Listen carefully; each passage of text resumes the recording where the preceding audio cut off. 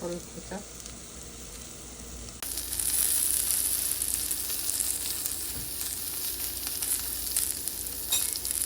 পটল ভাজা হচ্ছে। পটল শুধু ফ্রাই প্যানে মাখা মাখা তেলে খোসা সহ। এগুলো দেশি পটল না, দেশি পটল একবার কিনেছিলাম, তার পাউন্ড ছিল $15। তো এখন আর দেশি পটল না,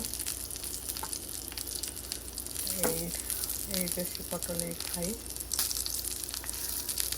এগুলোরও সেই তুলনায় মূল্য অনেক বেশি।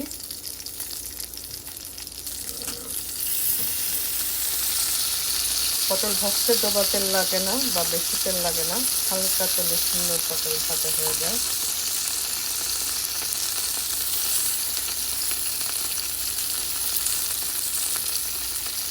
ব্যাস, সবুজ সবুজ থাকবে। কাঁচামরিচ করে নিয়েছি, এটা শেষ হলে উপরে একটু ধনে পাতা দিয়ে দেবো।